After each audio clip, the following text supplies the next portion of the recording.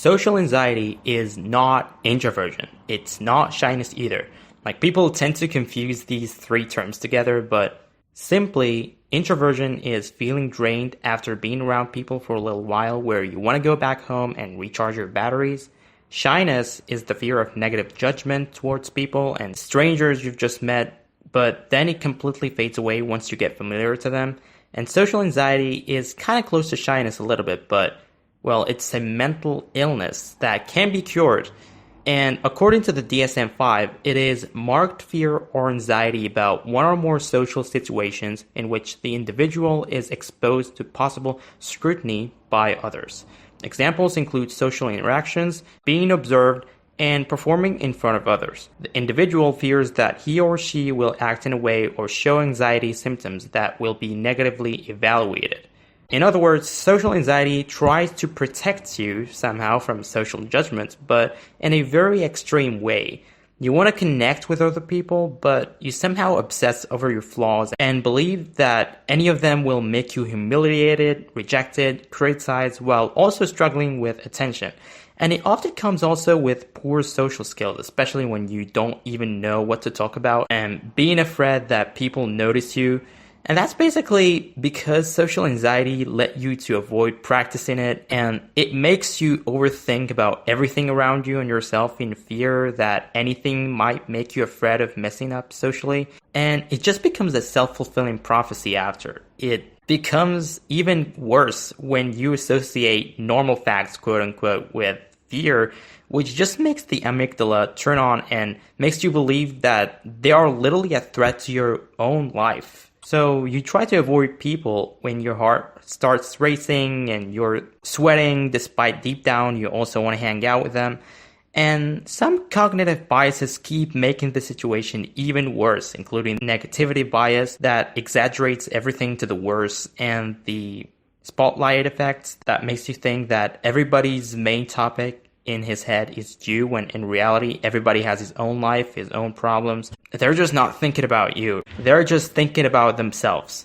One of the main causes of social anxiety is technology that made some of us isolated from others. It can be childhood traumatic events like being bullied in school or some overprotective parents, etc., etc. And you might say you're neurodivergent or whatever, having ADHD, but attaining social skills or dealing with social anxiety is still possible. It's just a bit harder. So practicing it will be slower, but eventually you'll get good at it, just like everybody else. So we'll take a look at some short-term relief techniques that you can pretty easily do, and then we'll see how we can fix social anxiety on the long term and regaining some social skills using cognitive behavioral therapy and exposure therapy. So for the short-term copes that especially can help with mainly your physiological state, i.e. your heart rate, sweating, and other stuff, which by the way are, as I explained in one of my videos about stress, somehow actually good for you because they prepare you for a fight or flight response to deal with the perceived threat, quote unquote.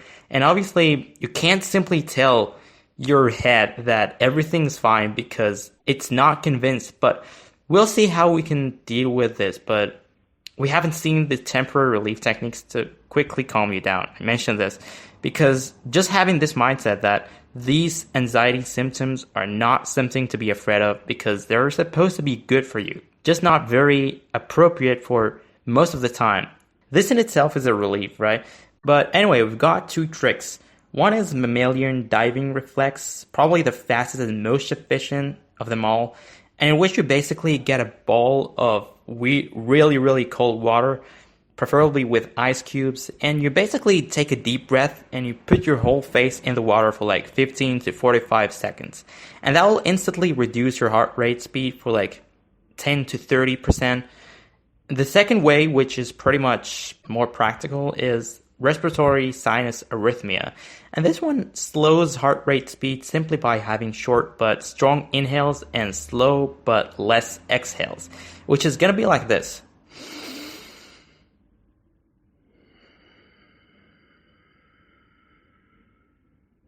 I just simply repeat it for a few times, I guess, so to see actual results. There is still more to this, including having a good sleep, because otherwise it makes your anxiety worse. But most importantly, we have mindfulness. There are some exercises you can do every now and then to get yourself out of your head and see what's going on around you in a kind of more objective way, because we tend to see things and we react to them based on our opinions, not on how they actually are. And for this, we're going to use the 5, 4, 3, 2, 1 method, which you basically look at 5 things around you. So I could say, I'll look at my phone. There is a computer right here, a refrigerator, a wall, and a door. I think this is 5, right? You touch 4 things as well. So I touch my own skin. I touch the computer. I know this is kind of silly, but this is how you get mindful, I guess. I touch the table. I touch a wire. You'll listen to 3 things. I listen to the tinnitus. I listen to the cars around me. And I also listen to my breath. You smell 2 things. I smell my skin. And what else? I smell my clothes. And you taste 1 thing. Well, this thing might be just my own saliva. I know this is so ridiculous, but this is one of the ways to be mindful. But anyway, now for the long-term coping strategies that will deal with the core issues, we'll use first cognitive behavior therapy, or CBT, which are often like question prompts to ask your brain for, but it gets you to discover your core beliefs and how ridiculous they might be without you even knowing. You want to grab a pen and paper or a text editor to journal, because we're going to be answering a bunch of questions. And first of all, to identify your core fear, fill in the blanks. When I'm socially anxious, I'm afraid people I think I am. But then ask yourself a bunch of other questions, of course. Like pause the video every time you answer, but then ask yourself, what does this say about me? What concerns me about this? What will be the consequence of this? What does this suggest about me? We've also got a bunch of other question prompts to ask yourself, which are, I guess, more general. Again, pause the video and answer them in a text editor or a paper. I don't know, whatever. Next, we'll move on to exposure therapy, where we'll basically try to slowly put ourselves into these uncomfortable social situations. And although it will be kind of scary, but we'll just do a little bit of it, and slowly we'll realize that this is actually not as scary as we thought. Just a little steps, and gradually we'll just get better and better until everything's fine. Because again, avoidance keeps it worse. And just because you've discovered your core fear doesn't mean you'll be a social butterfly, quote unquote. This isn't about becoming social butterflies, really, but just becoming confident around people and knowing how to have simple conversations with them. But we'll check out exposure therapy first, where you can train yourself to have some eye contact with strangers. I know this sounds awkward, but we're not going to do this right now. We'll take 1 week where every day you go outside, you just glance at everyone's forehead for like a couple seconds, even if you're neat, and you just go to the grocery, for example. Just do it. Don't worry. Remember the spotlight effects. They are thinking about their own lives. They probably don't know you even exist, and we're not having eye contact yet. We're just looking at their foreheads, okay? The next week, you glance at the eyes of 2 people without really making them looking at you. Again, it takes a couple seconds. And then the next day with 4, then with 8. And then, finally, in the other next week, you look in the middle of the eyebrow of anyone you're talking to or just passengers. And trust me, it's completely normal to walk and have a couple second eye contact with strangers. In fact, it's completely normal to just say hi to them. A lot of people do this actually. But once you're doing well with eye contact, the next thing we want to do is building some confidence. You probably know about the halo effect and that people judge you for your looks.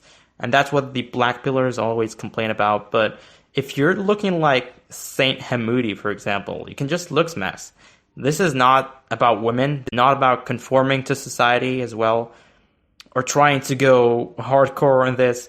Just look at yourself and see where you can look smash, because we all know how people that are worthy of respect look like. It doesn't matter from which culture or time you are. It's all subconscious, right? And so if you want to show respect a little more, you can stand straight with your shoulders back and breathe from your nose and mew, quote unquote. This sounds a bit hard right now, but you'll just get used to it quickly. You don't have to force it or make it too hard.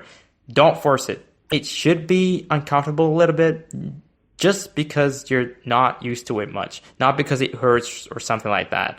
And so, lastly, if you want to know what to say to people you talk to, remember that people are driven by self-interest. Even those who do charity do it to feel better about themselves. And friends are friends because they're mutually benefiting from each other, of course, in a healthy way. But just know that people will absolutely love it if you shower them with appreciation, with interest in themselves or their hobbies. Although you might not like this much, but often they'll want to reciprocate with you later. That's one of the influence rules, I guess. So the TLDR of this is ask them questions about themselves and be genuinely interested about the people you want to have good conversations with. And also, don't interrupt them, call them by their names, try to agree with them as much as possible, and also smile unironically. Like, it makes your voice better. It also gives a good impression, so it's like you like them or something. But again, don't force things too much. Don't pretend to be someone else. You can just still do all of these things and you'll be still you. Try to avoid word fillers like like, which I think I already used in this video, but I try to reduce them. I just said one, but it's a bit hard. Like, it's a bit hard, really. But it will be way better to just be silent and think about what you want to say than being hectic or hesitant. This is one of my mistakes on YouTube when I try to talk a little bit fast, to make the video slower. But just take all the time and comfort to speak. I know this is a little bit hard. Don't have this fixed mindset where you think you'll always be the same this way. You're just practicing. You're always practicing. I'm not good at it either, but whatever. Anyway, I hope this helps. Thanks for watching.